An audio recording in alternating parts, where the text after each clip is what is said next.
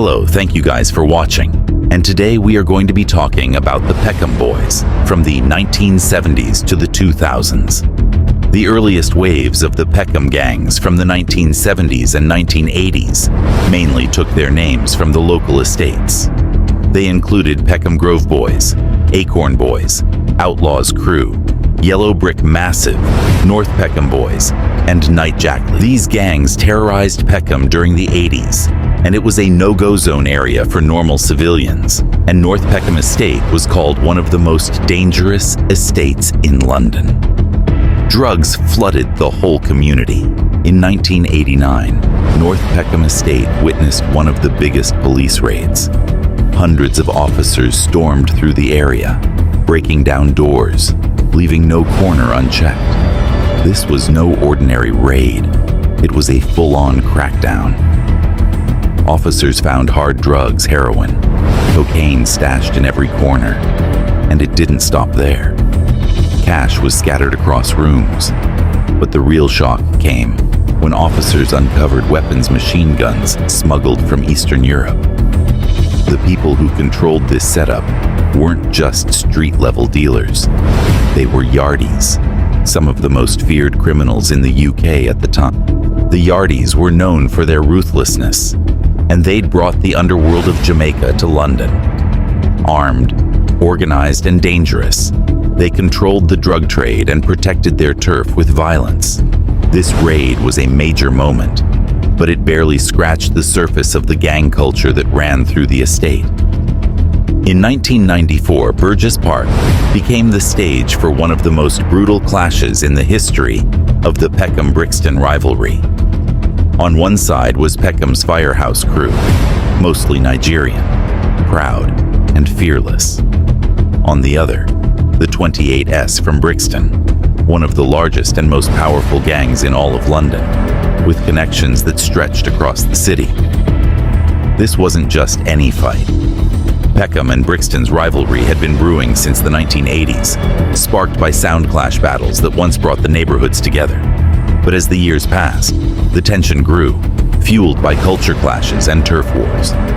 By the time the firehouse crew and the 28s faced off, it was about more than just territory.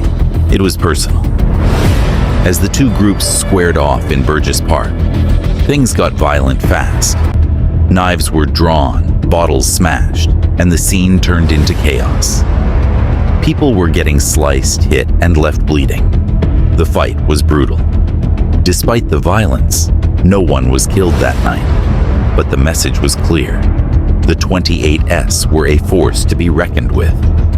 By the end, they'd driven the firehouse crew out of the park and out of the area entirely.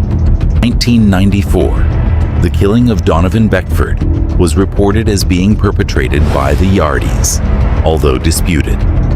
Beckford from Rotherhithe was shot with a double-barrel shotgun at close range as he sat his vehicle in Peckham.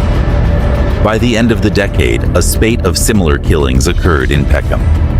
Guyana-born Floyd Chester Garfield Dodson, a convicted drug dealer, was shot dead on the Pelican estate after flying into London City Airport in August 1999. Another man was knifed to death nearby on Jowett Street in 2000, whilst a man from Clapham was shot dead outside Chicago's nightclub in Peckham.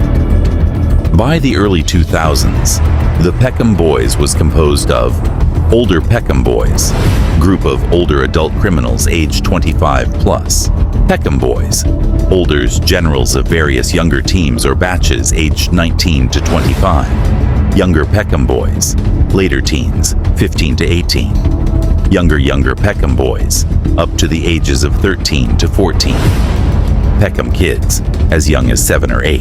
The youngest members, PK and YYPB, were mainly active in robberies and thefts, and sometimes fighting with historical rivals from neighboring areas. The YPB would include individuals that were in charge of PK and YYPB. The actual Peckham Boys would be involved in more profitable crime types, such as robbing or taxing drug dealers and higher-level robberies, and would entrust YPB members in certain tasks. The older, original Peckham Boys are largely detached from the gang's activities and operate in more organized, less obvious criminality. By the 2000s, Peckham was changing yet again. But this time, it wasn't just about new crews or rivalries. This decade would become one of the most dangerous in Peckham's history. As the turn of the millennium approached, a new wave of gang violence swept over the streets, and this time, the danger was closer to home. New sets started to emerge, each with its own identity and territory. The Peckham Boys were still known and feared, but cracks were starting to show. An internal conflict was brewing, not between rival neighborhoods, but within the Peckham Boys themselves. This time, the divide wasn't just about age or turf. It was about roots and loyalty. African members, many of Nigerian descent, clashed with members of Jamaican and British backgrounds. What was once a united front started to split, with each group wanting its own identity, power, and respect. In the year 2000, Peckham's streets were no stranger to police activity. But one raid that year would go down as a major strike against the older generation of Peckham Boys. This time, it wasn't an estate or a street corner. It was a small African restaurant in the heart of Peckham, a place that had become a hidden hub for some of the original members from the Firehouse days. This wasn't just any operation. Police moved in with force, raiding the restaurant and catching the older members by surprise. These weren't the young guns. These were the veterans, men who'd been around since the Firehouse crew days and who knew Peckham's streets like no one else. As officers searched the place, they found more than just a few signs of criminal activity. A .357 handgun, 6 rounds of ammunition, a stun gun, CS gas, and cannabis were all seized that night. One by one. The men were arrested, and with that, the restaurant was shut down for good. Later that same year, Peckham would face yet another dark moment. Outside Chicago's nightclub, a popular local spot for Jamaican music, the night took a violent turn as a Yardie gunman opened fire, spraying bullets into the crowd. The shooter didn't hold back, hitting anyone who happened to be in the way. 9 people were caught in the attack, as bullets tore through the crowd in a scene of absolute chaos. A 16-year-old was struck in the process. Another man took 2 bullets to the chest, clinging to life as the night descended into terror. And it didn't stop there. 4 women were also caught in the line of fire. One woman was shot clean through the arm, the bullet passing straight through to hit her side. Another woman took a shot to the leg. These were ordinary people, bystanders who'd simply been out for a night in Peckham. But that night, they found themselves in the middle of a Yardie-related shooting, one of the most shocking acts of violence the area had seen. Just when it seemed like things couldn't get worse for Peckham, a tragedy struck that would change everything. In late 2000, the community was shaken to its core by the senseless death of 10-year-old Damilola Taylor, a tragedy that revealed just how deeply violence had embedded itself in these streets. Damilola had recently moved from Nigeria to England with his family. Enrolled at Oliver Goldsmith School, he was a bright, innocent child with a love for life and a genuine excitement for the opportunities he saw in his new home. His teachers described him as pleasant and kind-hearted, a boy who brought joy to those around him. But just 3 months after arriving in Britain, Damilola's life was cut short in the most brutal way. On November 27, 2000, as he walked through North Peckham Estate, he was attacked by members of a gang known as the Untouchables, a group notorious in Peckham at the time. In an unprovoked attack, he was stabbed with a broken bottle and left alone to bleed in a cold, dark stairwell. Despite the young boy's desperate attempt to reach help, he tragically lost his life on those stairs, becoming one of Peckham's most heartbreaking losses. Damilola Taylor's story was a tragedy, but it brought attention to the dangers of gang culture, sparking conversations that would eventually help shape a safer future. I just want to thank you, Lord. Thank you, Lord. I just want to thank you, Lord.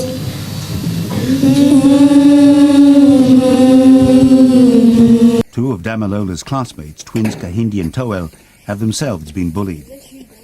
Although born in Peckham, they understand the pressures of being from a different ethnic background. He speak kind of different from English, because you know the way I talk now. I talk like a proper English. But Damilola Taylor was speaking like a Nigerian kind of English. That's why they bullied him. They hit me, and they start making fun of me, and they start spreading rumors about me. The worst part of going to school and coming back from school is when you see a couple of gangs, and when they come up to you and say, "Have you got any money?" Just weeks before the tragic death of Damilola Taylor, another Nigerian teenager lost his life on these very streets, but his story was nearly forgotten. Shola Agora was only 17 years old when he was stabbed near the same area where Damilola would later be attacked. His body was later found in the back of a car. Yet, unlike Damilola, Shola's story didn't make headlines. His death passed by quietly, with no media coverage and no outcry for justice. While Damilola's death sparked national grief, Shola's story went unreported. No one was prosecuted, and for those who knew and loved him, the pain of his loss was made even harder by the silence surrounding his death. When I got stabbed, innit, I was just another gangster, innit? I deserved it. Got stabbed. I deserved it. What newspaper reported the I was situation? just another gangster. And if I would have died for that, now I'm thinking to myself, like, what would have cared? Who would have cared? You would have died for nothing. You Died for nothing. Another black death. That's all they see it. Another black boy off the street. After the tragic deaths of Damilola Taylor and Shola Agora, a new tension began brewing in Peckham. The community, already shaken by violence, now found itself divided. The friction between West African immigrants and second-generation Caribbean residents had long been present, but now it was reaching a boiling point. According to Ayon Rinde, a local political leader, Nigerians were often seen as trying hard to succeed in the area, while some second-generation Caribbean residents felt misunderstood and overlooked. The media, looking for a story, added fuel to the fire by drawing out these differences. Journalists fed into this tension by pushing narratives that played on stereotypes. One activist was quoted saying, "All West Indians are troublemakers," while another responded, "Nigerians are just arrogant." These words echoed through the community, deepening the divide. In the 1990s and early 2000s, London became a dangerous place for many young Nigerian immigrants. The violence they faced was not just random. Many believe it was fueled by prejudice, making it harder for these young lives to flourish in the community they called home.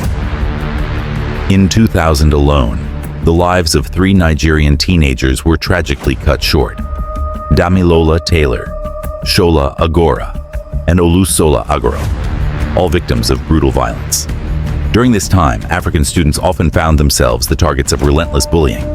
They were taunted for their names, ridiculed for their culture, and pushed to the fringes by those who didn't understand or accept their background. In 2001, the violence continued. Abayomi Awojobi, another Nigerian teenager, was stabbed to death, and Jude Akapa, just 15 years old, was killed with a single punch while simply minding his own business. In one instance, a 15-year-old Nigerian boy was attacked by over 14 others, left with a gaping wound on his forehead. Her sons to be safe at their new school, but both 15-year-old Jude and his younger brother John were continually bullied by the same group of boys. Both suffered serious violence. You know, this was John, the first time he was punched in the eye with a swollen and red eye. And that was when he had his cheek cut and he had to be sutured. How many stitches did he receive? 6. And these are the ones, I took quite a lot of them actually. It's my son. This was Jude. And he received these injuries at school. Yes. And I was really, really scared for the lives of my boys. It was after that I wrote a letter to the school telling them to, you know, look into the case. I didn't want my son to end up like Damilola Taylor. I do not want to be called to this school to come and identify the body of my son. No one was prosecuted for the attack in which Jude lost his front teeth. The police faced a wall of silence. 6 months later, he was punched in the head outside school one lunchtime by one of the same group of youths who'd been threatening him. Hours later, Jude died at home of a brain hemorrhage. We were rushed to the hospital. They left John at home. And they took him into the emergency accident and emergency ward. And they started again battling with his life. They couldn't bring him back.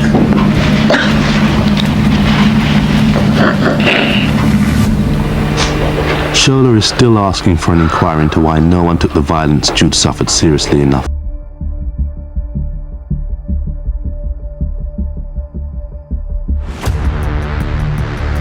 The African Crew was a gang in Peckham, Lewisham, and Croydon, which operated during the 1990s until 2001, when Operation Trident locked up all their members.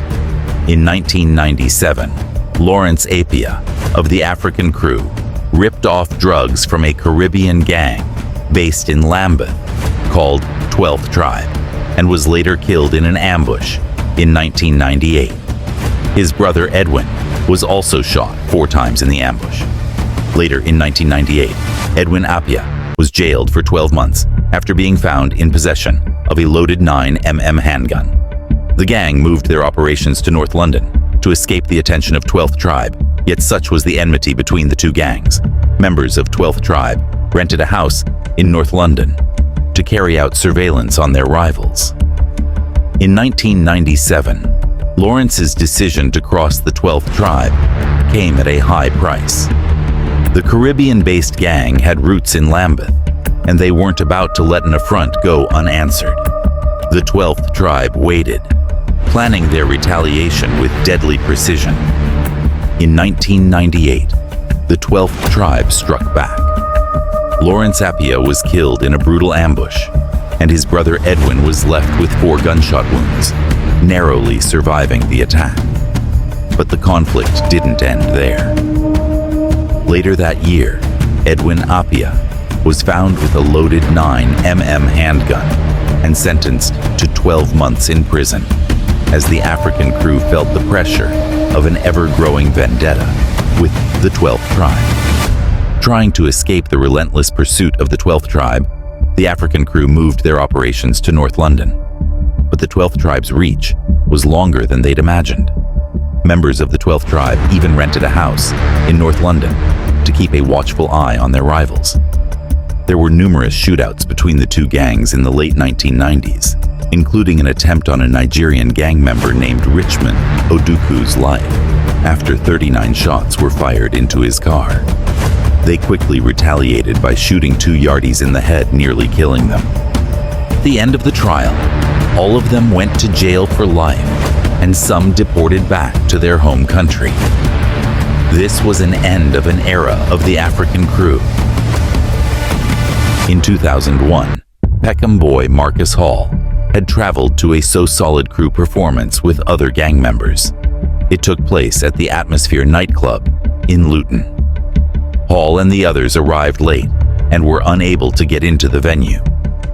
As the club closed and the crowds descended onto the streets, violence erupted between the Peckham boys and a group of men from Luton and West London. All those involved, including Hall, were armed with various weapons. During the course of the fight, Hall was stabbed 9 times in the back, and his skull was fractured. He died at the scene. In 2002, a Peckham boy member named Damien Cope was shot dead outside a nightclub. Before he died, he had named his killer to a friend, and the person's name, he said, was Andrew Wanogo, aka Sparks. Sparks was the leader of the Ghetto Boys, and they had a huge rivalry with Peckham during the 2000s. Prior to his death, Wanogo confronted Cope. Cope didn't want to fight as he had a leg in plaster. Nonetheless, Wanogo knocked him out. Cope and his friends then set about murdering Wanogo and shot him in the lung and buttocks. The attempt was unsuccessful. Wanogo, wanting revenge, conspired with 4 other males, including 2 brothers, to seek revenge on Cope. The men, all of whom were leading members of the Ghetto Boys, traveled to a club in London where they knew Cope would be. Using a female who had gone along, she phoned Cope whilst he was in the club, offering him sexual favors to entice him outside. Cope then went outside the club, where it is allegedly claimed Trevor Denny, an associate of Mark Lambie, Tottenham Mando, shot him and inflicted the fatal wound. Police, knowledgeable about the bitterness between Cope and Andrew, focused their efforts on pinning the murder on Wanogo. At trial, he was found not guilty of murder, and he smiled when he left the courtroom whilst Damien Cope's mother screamed for him to stop. In December 2002, a man was shot dead outside a Peckham nightclub. 2003, the first ever Peckham Civil War was about to start after a Nigerian teenager named Colin Igwe, aka Mender, was stabbed to death in Old Kent Road by Peckham Boys member. He was known to have affiliated with both the Ghetto Boys and Peckham Boys, which was mad back then considering the beef they was having. Some of the Peckham Boys members did not trust him, and some did, which then created conflict between the Peckham Boys member. Before his death, he allegedly went back with the Ghetto Boys and then robbed a Peckham Boy member. Till this day, some of the Peckham Boys members said he didn't do it, but some people say he did. On the night of the murder, he had left his home in a hurry after receiving a phone call from a heroin addict. He became involved in an altercation with 3 assailants who were Peckham Boys members. He was then stabbed to death, leaving behind a 9-month-old baby. One of King's friends, Colin Igwe, street named Mender, was stabbed to death in Peckham by a gang of youths just 6 weeks ago. No one's been charged with his murder. Colin was 18 years old. He left behind a 9-month-old baby. I'm suffering because of the death of my son. But deep down here, we're all mourning and crying every day. It's a son we all loved and cherished, right? I know it could happen to other people. I know it's been happening to other people as well. Youth of today, please stop killing one another. Stop killing one another. Blacks, stop killing your fellow brothers and sisters. When you talk of death, you feel pain. But when you lost your own flesh and blood,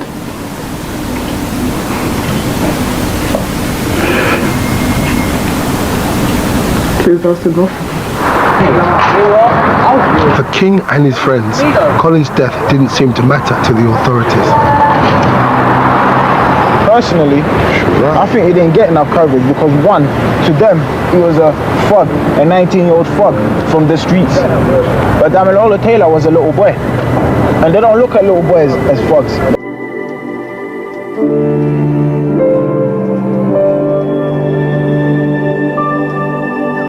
Corey Thomas, 18, and Dwayne Thomas, 17, also of Southwark, who were found guilty of manslaughter. Both received 7-year terms. Also that same year, a Jamaican named Otis Taylor was shot dead on a stairwell in Peckham. It was linked to a Yardie gun-related shooting, but his death was not reported on the news, and it has remained unsolved till this day. Original Peckham boy Eric Akiniranya, also known as Tipsy, an older of the Peckham boys, was shot dead in 2004 by Yardies he owed money to.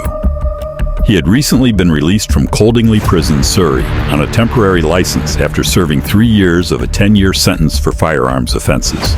He was rammed from his motorcycle by 2 gunmen in a Mercedes, who then chased him along Camberwell's High Street. He was brought down with a number of shots. When he was down, the killer stood over him and fired shots to his head at point-blank range in front of everyone. The stolen car license plates on the Mercedes were later dumped at Lyndhurst Grove, Peckham. Paul Smith, 41, of Thornton Heath, was later charged with murder and 2 counts of possession of a firearm, but the case was discontinued at the Old Bailey. The murder was sparked over an internal dispute amongst the Peckham boys over money.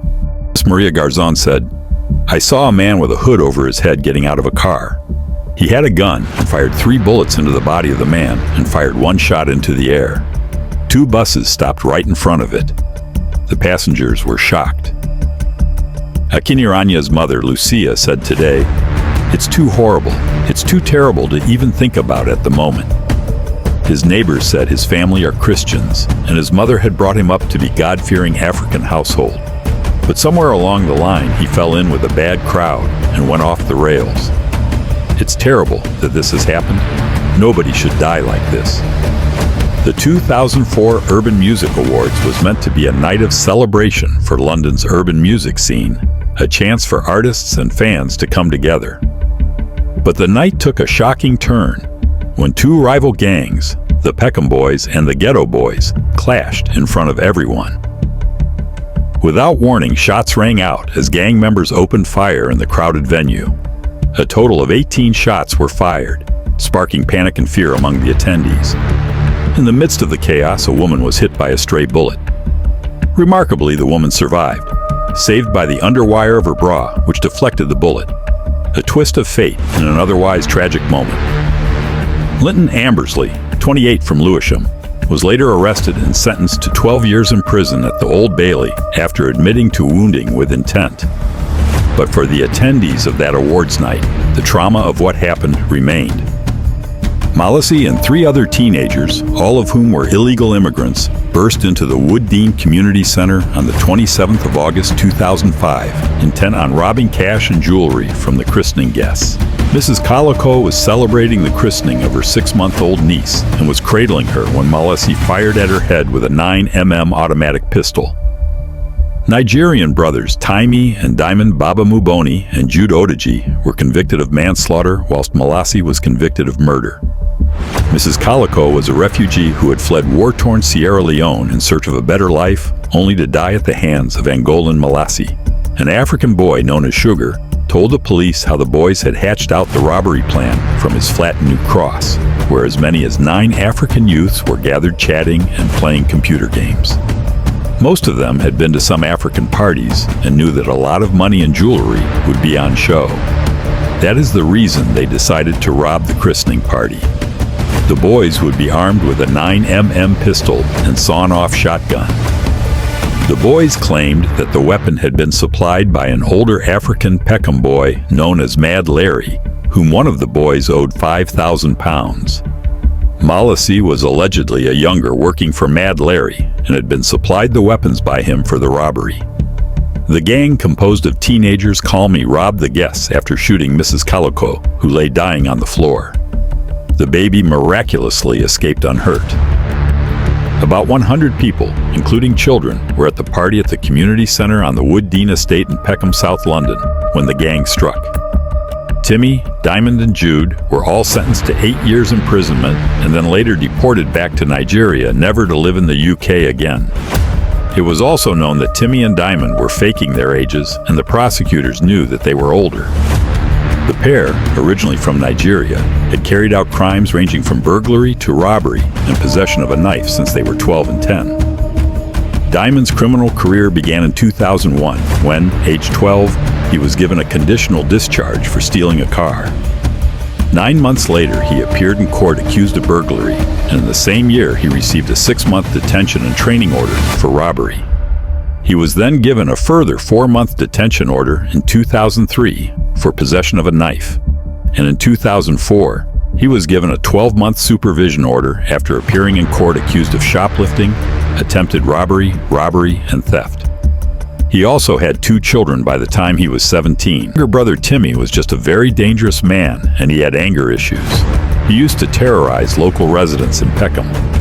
Timmy had been in trouble with the police since he was 10 years old. In 2001, he pleaded guilty to being part of a street gang who followed a group of schoolgirls, one of whom he threatened with a knife and robbed of her mobile phone. In 2002, he pleaded guilty to theft, and a year later he was given a 12-month supervision order. This was followed by another order for 2 years in 2004, after being convicted of assault with intent to resist arrest. Anything Timmy saw he liked, he would get by any means necessary. His friend Jude Odeji was also a very dangerous guy, and he would get into regular trouble mostly due to robbing and fighting. Timmy already had his own apartment by the time he was 14, and it was filled with cockroaches and dirty dishes all around the house. Both Timmy and Diamond were both mentored by Damilola Taylor's father, and he begged them to stay away from the gang life. Damilola Taylor fathers, whose name was Richard Taylor, had lots of meeting with Diamond Baba Muboni, and he had thought he would actually change his life around. He gave Richard Taylor updates on how he went to school and gave him plans on how he was going to change his life. Roberto Malassi murdered 2 innocent and defenseless women in unprovoked attacks within the space of 15 days. One victim was shot in the head as she held her baby niece. The other was stabbed numerous times as she got out of a car. Her name was Ruth Okechukwu, aka Ruthless, and she was a pastor's daughter. Malassi had been born in Angola, but was brought to London and subjected to years of spitefulness and brutality as a child, and had come to the attention of Southwark Social Services. At the age of 11, he was taken to the war-torn Democratic Republic of Congo and abandoned by his father, he said. He was left with distant relatives and spent the next 4 years witnessing scenes of daily violence, including people being hanged, shot, and burned to death. His father was shamed into bringing him back to London, but quickly rejected him again, and Roberto, aged 15, ended up living rough on the streets of Peckham, where the Peckham boys were terrorizing people. On the 27th of August 2005, he took part in a robbery and ended up shooting Zainab Calico dead. In it, Mr. Fitzpatrick said, "Roberto feels a massive sense of guilt and appropriate responsibility for the crime he has committed and the life he has led." The chaplain went on to say it was a tragic irony that Malassi was actually quite intelligent and, had he had the proper education, he could have achieved a great deal in his life. Mr. Fitzpatrick said one of Roberto's ambitions was to work for the United Nations, although this was unlikely ever to be realized because of his crimes. Sir John said Malassi's natural mother was believed to be either dead or living in Africa. He said he was brought up by his father and stepmother and had suffered an upbringing of pitiless persecution. The family moved house numerous times, and he went to 6 primary schools in 5 years. The defendant remembers his period in Africa as one of deep unhappiness. He lived near Kinshasa with part of his stepmother's family and was then taken over the border into Angola. He even contracted malaria. The family resented the fact that he came from England and he was unwanted and found making friends with the local boys difficult as he could not speak their language. He was frequently subjected to violence. These were the type of things African students from war-torn countries were going through in London during the 90s and 2000s. Peckham had lots of asylum seekers from Africa, especially places like Congo, Angola, Sierra Leone, Nigeria, and Somalia, and they brought lots of children with them as well. Most of the children had a hard time adapting to the UK culture and system, and they suffered massive bullying from other people who didn't view Africans as cool people. This then turned them into savages, and by the 2000s, Africans were the strongest people in schools all around London, getting into regular fights against Caribbeans who used to tease them every day. They also suffered from PTSD because of the things they were seeing in their home country, and violence was an everyday thing for them. Most of them would regularly get into fights even for the smallest reasons. In late 2004, Malassi was brought back to London, but he was disowned by his father, and on the 4th of April 2005, he was found sleeping rough, hungry, and penniless, said Sir John. In September 2005, Malassi pulled student Ruth Okechukwu, 18, from a car in Red Lion Row, Walworth, and knifed her through the heart. The day before her death, Miss Okechukwu had been with a friend who was talking to Malassi on the phone. Miss Okechukwu made a comment about him, but he overheard and considered it disrespectful and asked her to shut her mouth. Keen football fan Ms. Okechukwu was the daughter of a pastor from the Celestial Church, Peckham. She had been studying sports science and hoped to become a therapist for a premiership club, and she was loved all over Peckham. May her soul rest in peace. Because Ruth is no more here, and when he finishes sentences, he will go back to his own country. He will still be alive, and my daughter is no more here. So I love my daughter very much, and he will never be forgotten. He will still be remembered.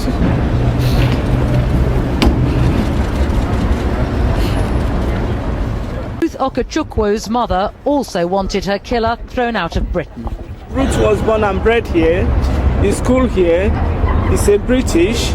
I see no reason why somebody who come from another place, which is a legal immigrant, to come and kill my daughter. Why was Malassi not found when he committed the first crime? Had he been apprehended the first time, Malassi would not have killed my daughter. So I do not know where the laxity lied, and I do not know where the loophole or how he escaped from the net. I need a life sentence for this boy, so I will be happy. My kid will be happy. Because at the end of the day, I don't want them to go for just 15, 18 years. They come out back, they make another problem for another family. Because once you are a killer, you're always a killer. You know what the man says, so I have to ask the policeman back again. I said, what do you say? Before the doctor said, Zainab is dead. They shot Zainab in Wooden Estate in Peckham in a party. The 33-year-old health worker from Sierra Leone was murdered in front of family and friends at what should have been the happiest of occasions, her niece's christening in South London. It was the balls, because we are just standing underneath the fluorescent balls. So I looked up and the balls were okay. Then another bang, by then she was on the floor. Lied about their ages to stay in the country and to have used false passports. They rarely went to school and boasted appalling criminal records despite their relative youth. Diamond and Timey had been known to the police and probation service for years. Diamond had been electronically tagged, and at the time of the murder, both brothers were supposed to be under the supervision of youth offending teams. Diamond's criminal career began in 2001 when, aged 12, he was given a conditional discharge for stealing a car.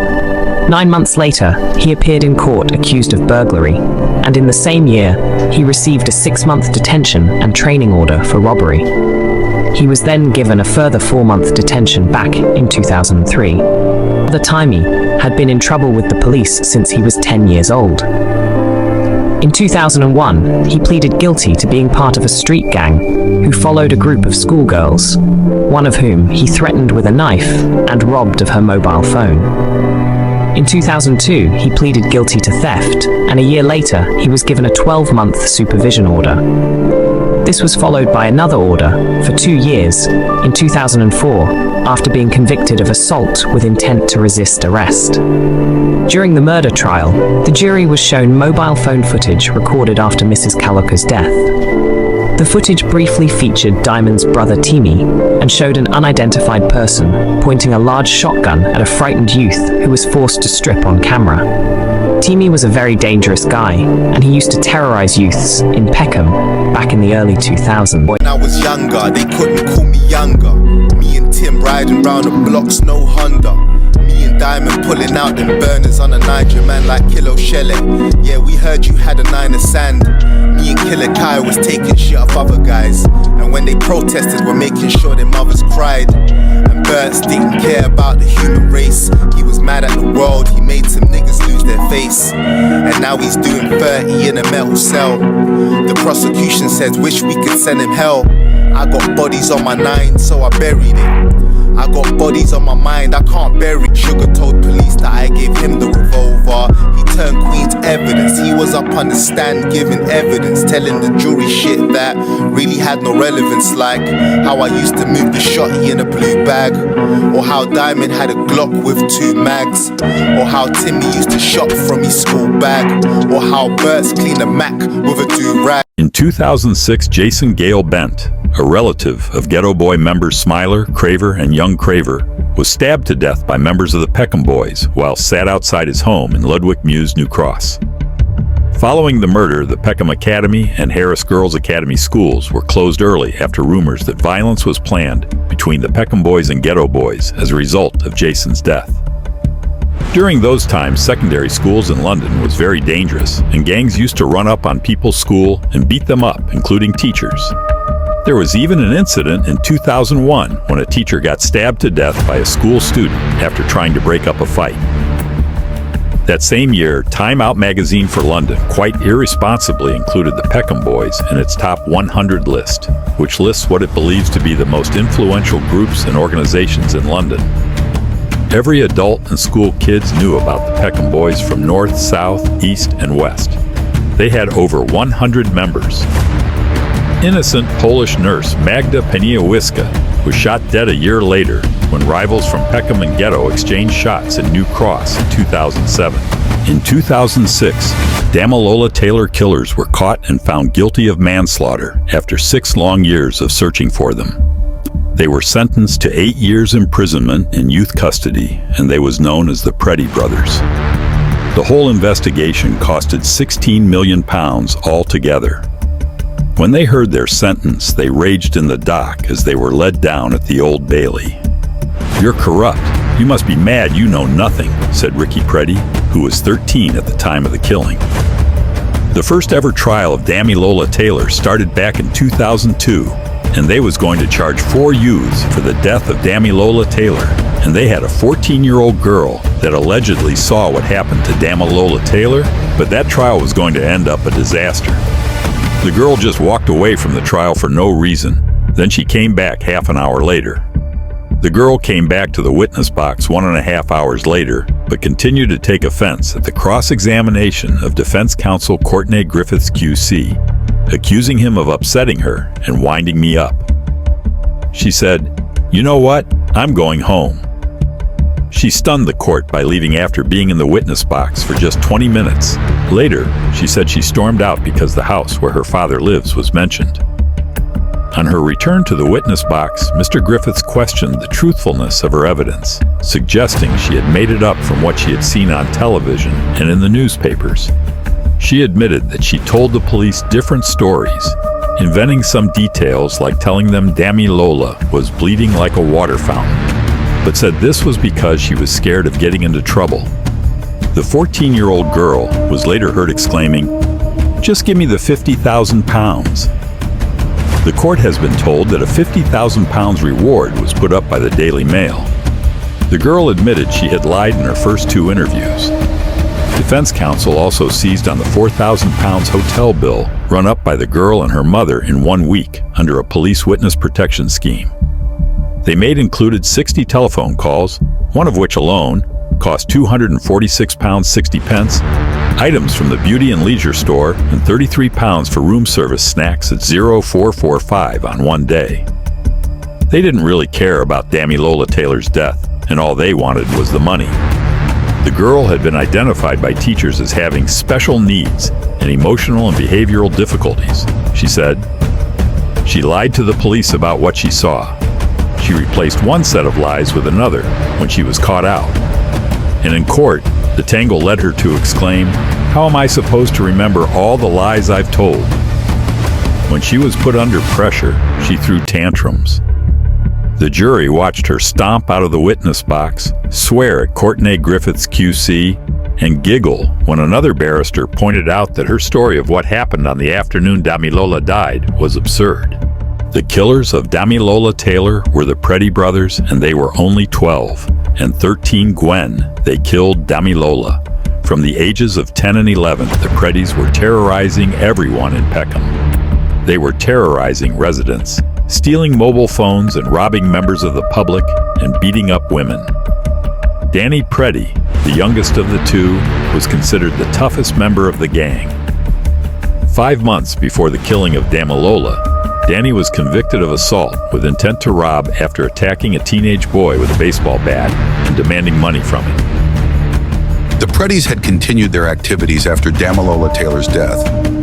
Danny was robbing passengers on a train at knife point. His brother was arrested for several violent crimes. By 2006, the rivalry between Peckham and Brixton had reached new and dangerous levels. What started as a feud between older gang members was now spilling over to younger generations, and the after-school hours became battlegrounds. Students from both areas clashed regularly. What started as schoolyard fights quickly escalated into something far more serious. Even girls and primary school kids were drawn into the conflict, with loyalties running deep and tensions high. As the violence escalated, parents and teachers became deeply concerned, watching a schoolyard rivalry turn into something more dangerous. Police presence around schools grew, but the community was already feeling the strain of this ongoing battle. By the mid-2000s, London's gang rivalries were changing. The once fierce rivalry between Peckham and Lewisham was beginning to fade, though the two still clashed now and then. But a new enemy was drawing Peckham's attention: the Brixton gangs. With the escalating feud against Brixton, the Peckham boys shifted their energy toward their new rivals. The Brixton vs. Peckham rivalry was on the rise, pulling focus away from the tensions with Lewisham. Meanwhile, Lewisham faced its own internal turmoil. The tragic death of their leader, Andrew Wanago, known as Sparks, at the hands of his own crew threw Lewisham into a civil war. With their leader gone, the Lewisham crew fractured and loyalties splintered. Lewisham, once a powerful force, was now split by inner conflict, leaving its members without a common cause. 2007 was one of the most turbulent years in Peckham's history. Among a series of devastating events, one tragedy shocked the community: the murder of 15-year-old Michael Desunmu, a young boy with a bright future who was taken from his family in a heartbreaking case of mistaken identity. Michael had just celebrated his 15th birthday. Known for his kindness and devotion, he was a regular at his local church, bringing joy to those around him. But his life would be cut tragically short by a violent crime intended for someone else. On February 6th, around 12:45 a.m., two men, Abdi Omar Noor and Mohammed Sano, broke into Michael's family home. Their real target was his older brother Hakeem, who was involved with a local crew. But Michael was the one they found, sleeping peacefully in his bedroom. Michael was shot while he slept, a young life taken in an instant. His sister discovered him, and the family was left devastated. In just 11 days, he was one of 3 teenagers in South London to lose their lives to gun violence that year. This incident shocked the whole of London. Michael's murder followed the death of 21-year-old Javari Crichton, who was stabbed to death by a member of the same gang days earlier. The killings were part of an internal dispute between the group of robbers, which turned into a bitter feud after they netted more than £45,000 robbing security guards and Securicor workers the previous month. The robberies were organized by older gang member Orlando Madden, then 24. He did not take part in the robberies, but organized the teams and distributed the proceeds. I can't take it off my mind. I keep using is because I still believe it's still alive. It's very difficult for me to use past tense for him. Was the fact that sometimes when I'm not working on Saturday, he's fond of making me a cup of tea, and he knows my kind of tea. He's a lovely guy. Michael was a lovely boy. Got so much pain in our hearts, and the only way we can carry on is to forgive the killer of our son, and through that we can move on in life. Michael was shot with a Mac-10 machine gun converted at the so-called gun factory in Berkshire. His parents say the man who ran it has blood on his hands.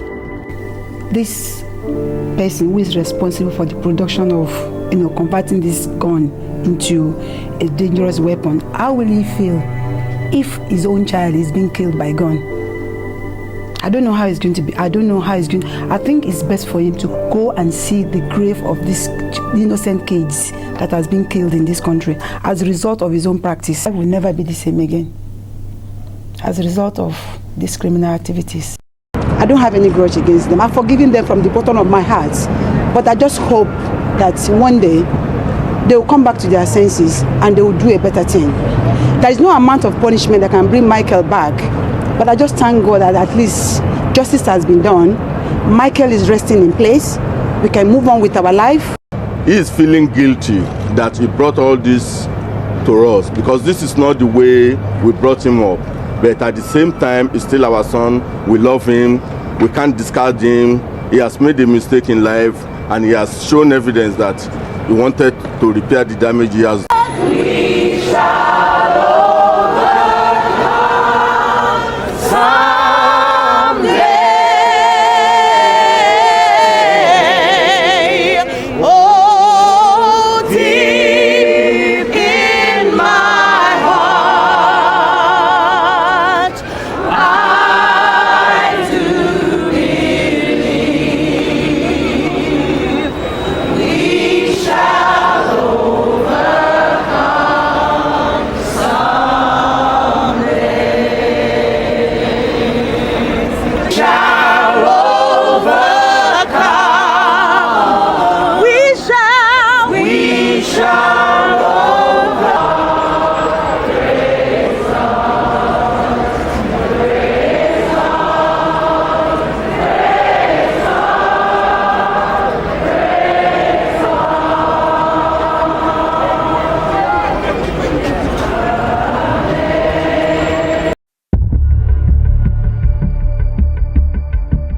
In February 2007, a 47-year-old Nigerian drug lord, Chamberlain Igwema, was shot dead in a flat on Clayton Road on the Pelican Estate in Peckham.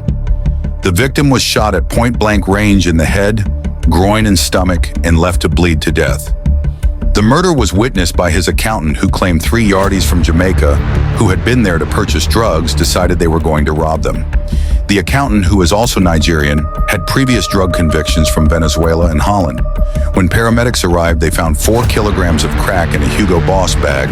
The accountant identified a Jamaican known as Gold Teeth for the murder. This wasn't the first time Yardies had a feud with Nigerian drug dealers. In fact, the first ever Yardie murder was against a Nigerian drug dealer back in 1986. Innocent Egbelefu was still holding a television remote when he plummeted from his Islington Tower block in 1986. The Nigerian drug dealer fell 90 feet to his death after ripping off Jamaican musician turned gang leader Rankin Dread. Egbelefu made the fateful mistake of selling the kingpin counterfeit cannabis made of herbs and tea leaves and was in the toilet when Dread's associates arrived. Whether he jumped, was pushed, or thrown from the building, the subsequent investigation into his death received little publicity at the time.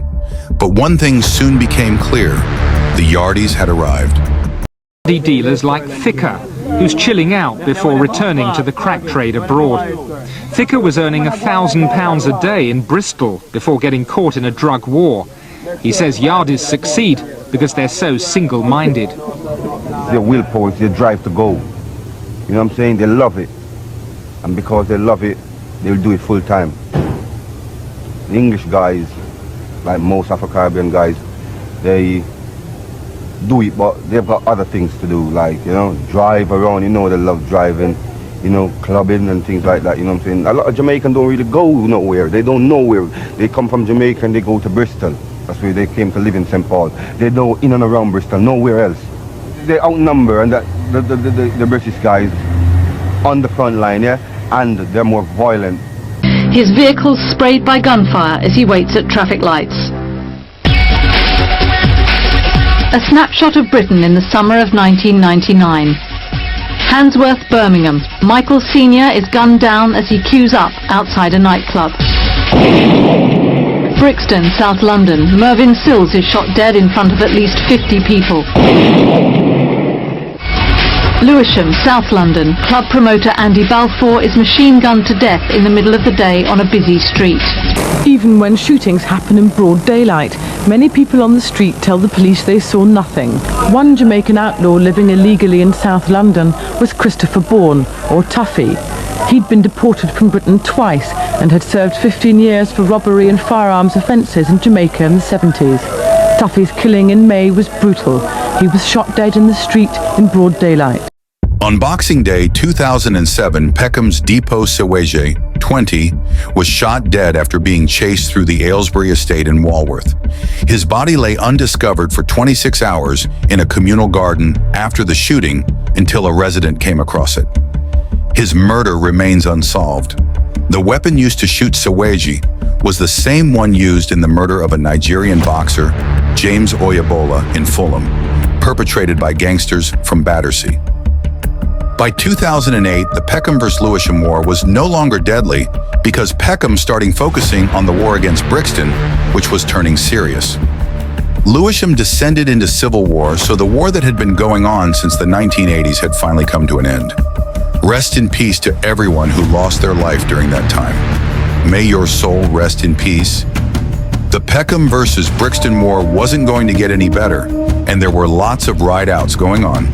Teenage gangster Ashley Buckner, a member of organized crime, OC, from Myatsfield in Brixton, and rivals to Peckham Young Gunners, PG, gunned down innocent student Ryan Bravo as he tried to hit members of the Peckham gang. Ryan Bravo, 18, was out to buy a pint of milk from a local convenience store in Walworth when he became an innocent bystander to the shooting. His brothers and cousin tried to save him, but he died from his wounds on the 6th of August, 2008. Buckner had recently been released from jail early for a previous conviction where he stabbed a 40-year-old man. In the run-up to the murder, there had been an escalation in tit-for-tat incidents between rival gangs from Peckham and Brixton. Several suspects from OC were initially arrested, including brothers Raymond and Nathan Miller, who lived at the address where police found the .32 automatic pistol used on the day of the murder. It had been concealed in a plastic bag and hidden in the yard. 5 other men, including Buckner, were ordered to stand trial in 2010. He eventually got 32 years in prison. Peckham boys also had a deadly rival with a gang called Brooklyn in Old Kent Road. And the funny thing is, they used to be cool with each other. But later down the years, there was ongoing beef between the two sides. Around 2008, Brooklyn joined Brixton in the fight against Peckham boys.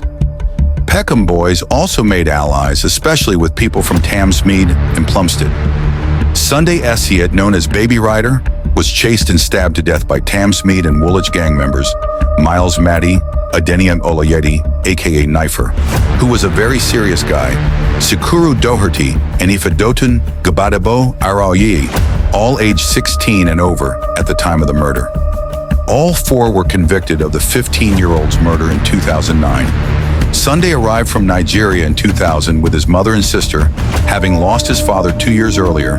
He was orphaned when his mother died in 2003.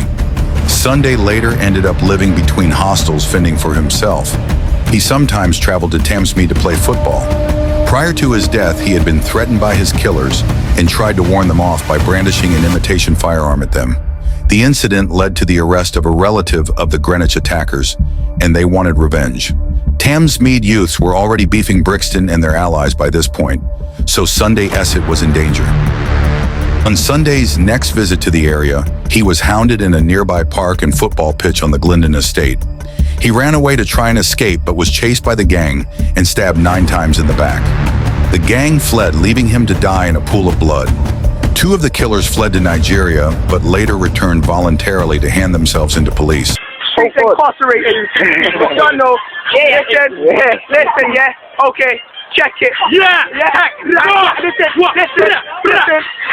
Streets is fucked and you gotta keep grinding. Life is hard and you gotta keep trying. Got a cramp on your back in the sleep. So back when you run up on a break. Stop fighting. Streets is fucked and we still have to live in it. My life, what call you going next? I'm grinding 24/7 non-stop. And you got in for flapping out of the back of the block. And we do this shit and barely get caught. Yeah, I'm in need for the help. Yeah, I'm stuck in the ground. We were pushing back and shotting phones. Overall life is me like Roy. I gotta be clean. I gotta stay clean. In the mind of criminal. Soon be earning people twice as long as them all. And I ain't no clown, but if you hype it, then when you get found out, when you get down, get bent on the ground, you talk about Mac with the train around. What the P1?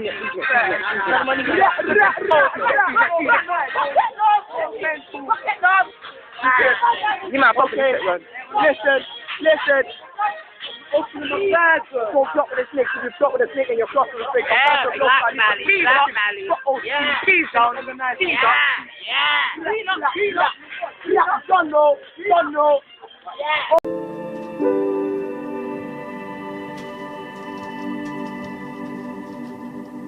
In 2007, university student Philip Peru, 18, and a friend were sitting in a silver Ford Fiesta on Long Walk, Plumstead, when they were approached by members of the Woolwich boys who asked where they came from. T-Block, who were from Thamesmead, and Peckham boys are allies owing to the fact they both have a large Nigerian contingent, and so when Peru replied that he was from Peckham, the gunman may have assumed they were in this location on behalf of T-Block. Without hesitation, the Woolwich boy produced a gun and fired several shots into the vehicle, hitting Poru in the chest. He later died in hospital. The case remains unsolved. Mr. Poru's uncle, Elhag Paul, who spoke on behalf of the family at the inquest on October 31, says his nephew was not in a gang. He said, "He tried to make people laugh. He was a very focused and mature person. He knew what he wanted. He provided direction to all the others and looked after his younger brothers." The murder was thought to have been linked to another shooting in the area, as well as 3 stabbings, and associated with an escalating war between Somalian drug pushers and other gangs of West African youths. It was said that the Somalians were trying to take control of the drug and gun business on the estate from the other African gangs there. During the summer of 2008, a 15-year-old boy was stabbed to death in South London early morning, less than a mile from where Damilola Taylor was murdered. Lyle Tulloch from Peckham was attacked in a stairwell at Newell House on Harper Road, Southwark, and died at the scene. The killing took place only hours before London's new mayor, Boris Johnson, promised to tackle violent crime. 4 male youths, 2 17-year-olds, a 16-year-old and a 15-year-old, were arrested near the scene of the crime. Last year, Lyle went to a foundation set up to help young people having problems at school. He was a good boy, Uanu Seshmi, chief executive of the From Boyhood to Manhood Foundation, told The Observer last night. "I don't think he was in a gang. He was just a boy who mixed with the wrong people. It took a couple of months before he tuned into his work, because he was smoking skunk, like a lot of them. But then he turned up to do his schoolwork on time, and he really wanted to go on to college." Seshmi said he had been excluded from his school, Peckham Academy. His mother brought him to the foundation because she had heard good things about it. "I do know that Lyle had a very loving and caring mum. She had worked very hard to try to get him back into school and was very concerned that he was on the streets. She almost had a nervous breakdown about it," said Seshmi. Peckham boy Ezekiel Ojo, also known as Boogie, was gunned down a couple of weeks after innocent Ryan Bravo on Walworth Road in 2008. Originally from Lagos in Nigeria, Boogie died from gunshot wounds to the chest. The case remains unsolved. He had been accused of a triple attempted murder offence alongside Marcus Hewitt Mackenzie and Lemuel Blackman after a shooting outside Coronet nightclub in New Kent Road the previous year. The 3 were accused of opening fire at Vincent Slough, Simon York and Brian Oxford, and of robbing York of a chain. In 2008, a Jamaican OC gang, older Errol Davis, 24, was shot dead in the SC1 nightclub in Weston Street. Errol Davis, known as Sense, was the second OC member to have been shot dead that year. Davis, who had associates from rival area Peckham, was shot in the left side of the head in the early hours at the nightclub on the 5th of October 2008 by Peckham Boyz member. The year 2009 wasn't going to get any better, and this was also the time when Peckham and Brixton Youngers started getting more active in the music scene, sending disses to each other during the road rap era. Melvin Bryan, 18, was found in a bedsit in North London in July, with knife wounds to his neck and chest. The teenager, from Peckham, southeast London, was attacked for refusing to pay £10 for a rock of crack cocaine. O.J. Rogers, 23, and Damien Seeley, 28, of Green Lanes, North London, were given minimum terms of 22 and 20 years. 25-year-old Larry Safi was shot in the head on Barry Road, East Dulwich. Safi had recently been released from a 3.5-year sentence for a knife-point robbery. He was gunned down in broad daylight. He had been due to meet up with a friend for a catch-up a few hours before he was killed. He was allegedly killed by members of his own gang over money. Torian Taylor, known as Kais or Kaiser, of the SN1 clique, was found in possession of the firearm and arrested on suspicion of both the murders of Davis and Safi. In the Davis case, in which Taylor was seen on CCTV approaching the victim prior to the murder, he maintained that he was innocent and said he fled when he heard the gunfire. A few weeks before SN1 rapper Ashley Kamite, also known as Terms, was shot dead. The killing remains unsolved, but it is speculated that the killers were part of the Bloods movement in Lambeth Brixton.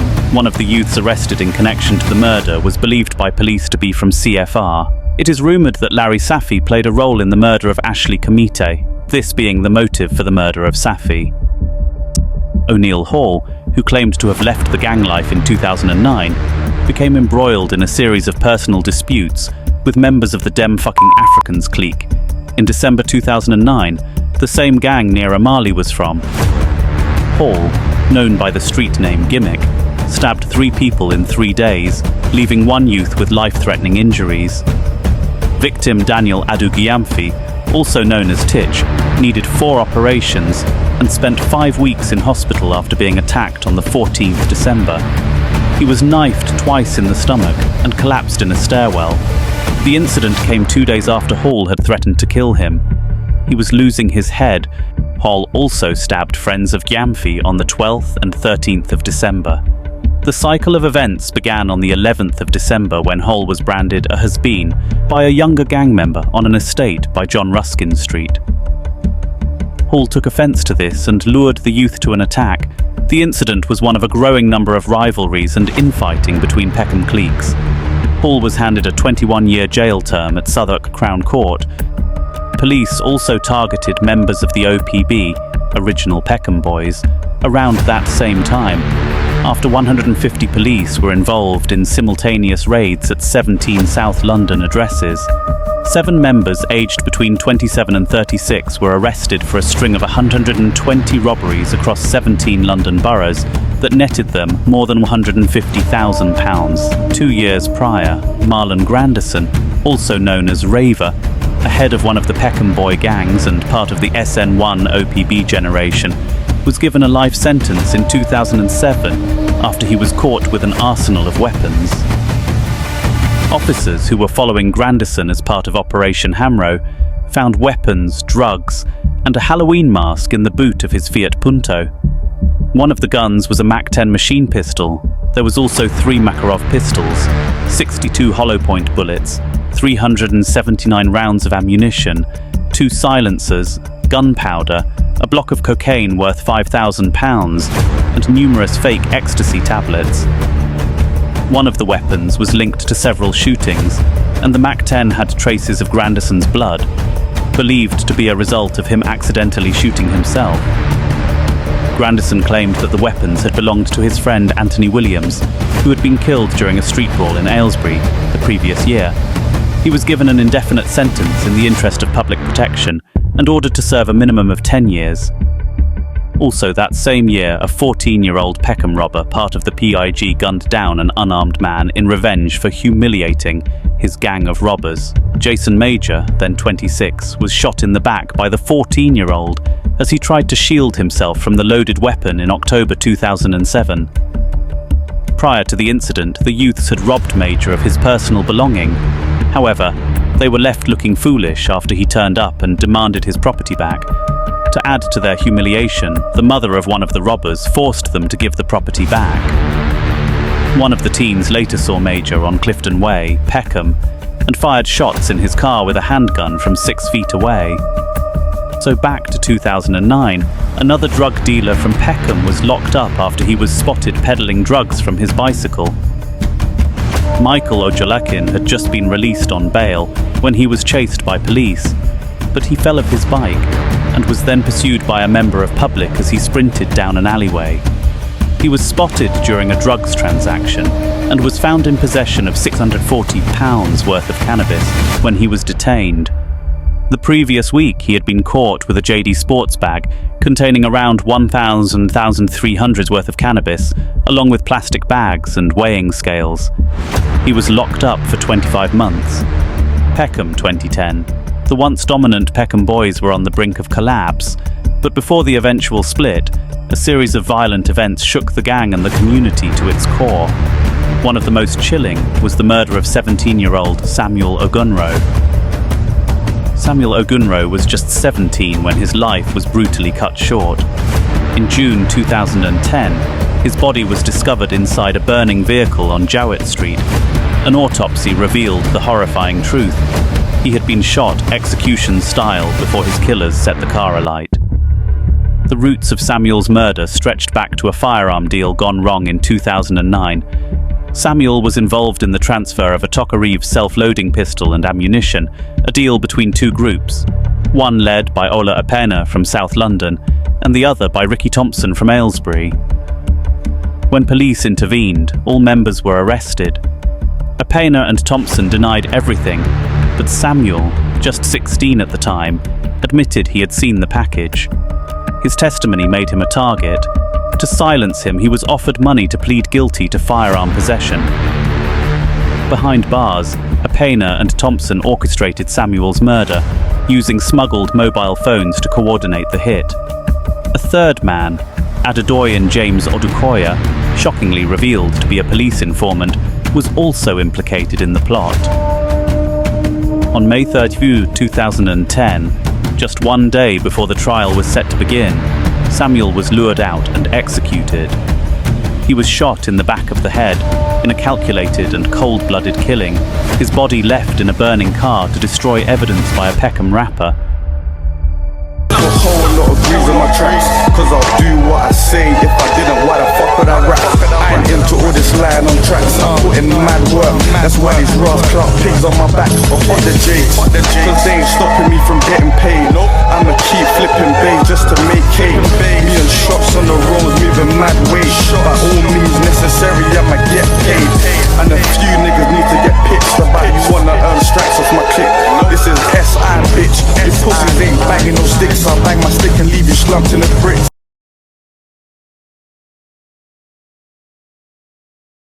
Fateful day in 2010, George Ogaba was shot while riding his bike through the Letsham estate. Moments later, he was knocked off his bike by a car in a brutal hit-and-run attack. Despite efforts to save him, Ogaba succumbed to his injuries later that day. At just 20 years old, Ogaba was no stranger to the streets.